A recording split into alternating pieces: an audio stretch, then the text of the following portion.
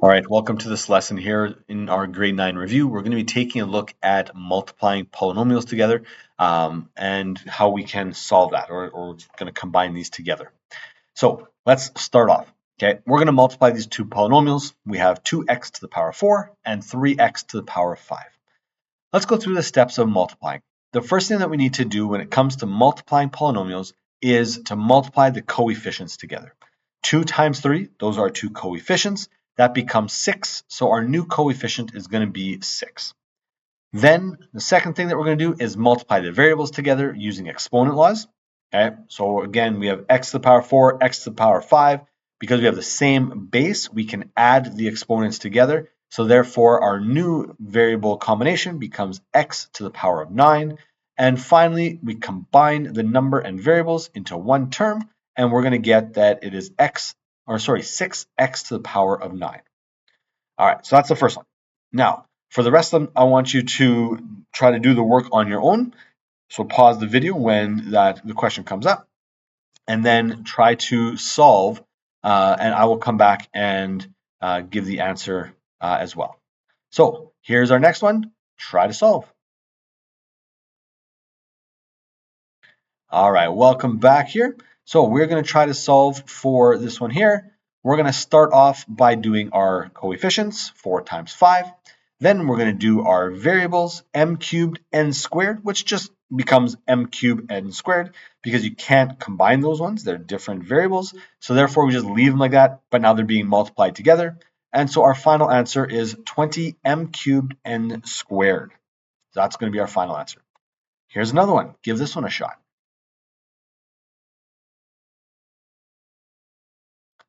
All right, welcome back here. Multiply our coefficients. 6 times 7 gives us 42. Now we do our variables, and you'll notice that there's two different variables again. So I'm going to do it separate. The a's, we have a and a squared becomes a cubed. The b's have b squared and b cubed, which becomes b to the power 5. And so we have all three of these pieces, which are all in the same term. And so we combine them together in the same term. 42 a cubed b 5. Okay, so that's how we're going to combine them together. How about this one here? We got a few different letters, and we got a couple different things with our variables here. So give it a shot. Come back when you're done. All right, so in this case here, we have to look at what is the coefficient of our first term. Okay, it's 1. Okay, if there's nothing there, it's 1. If there's a negative there, it's negative 1. So we have 1 for the first one and negative 2 for the second one. When we multiply it together, we're going to get negative 2. Now our variables, we have this combination here, x cubed y fourth and yx. Now, there are 3 x's in here, there are 5 y's, 4 y's in the first one and 1 in the second one, and then a single z, and so that's going to become our final answer, okay, or our final variable combination.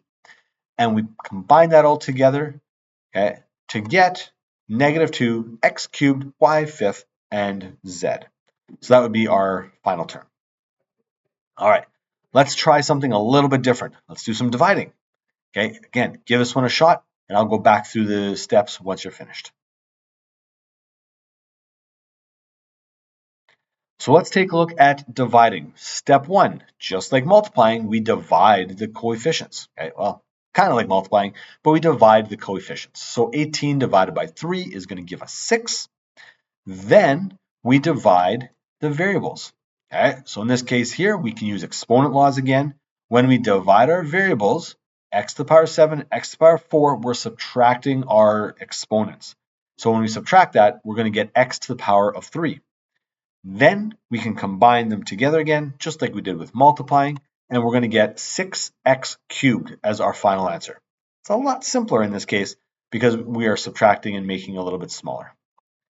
Give this one a shot here, see how you do, and come back once you're finished. All right, so we're going to do coefficients first. Negative 5 divided by 5 is negative 5. There we go. There's our new coefficient. Now we get to our variables. A to the power 4 and a to the power 4. When we subtract, we're going to get a to the power of 0, which adds up or gets us to 1. So in other words, it cancels out. It's negative 5 times 1, which is going to end up canceling each other out. We don't actually even have to write the a in there. And then finally, we have our b's. We're going to have b squared. So our final answer here is going to be negative 5b squared. All right, let's try another one here. Give this one a shot, see how it goes. Come back when you're ready. Okay, so to do this one here, we're going to first start off with our coefficients, 30 divided by 20.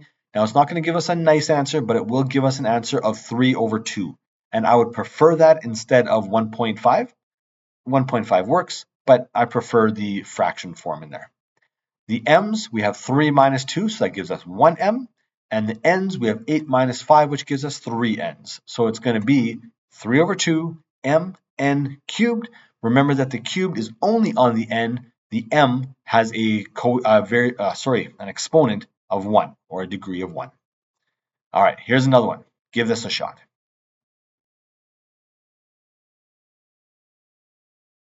All right, 24 divided by negative 4, that's our first step, is going to give us negative 6. Then we have a bunch of variables in there. Okay, we have 4 minus 1 is going to give us x3, and 3 minus negative 3 gives us positive 6. And so our variable combination is going to be x3, y6, and that's going to be our final answer there. I hope this has brought it back with the grade 9 review. Thank you so much for watching. Have a wonderful rest of the day.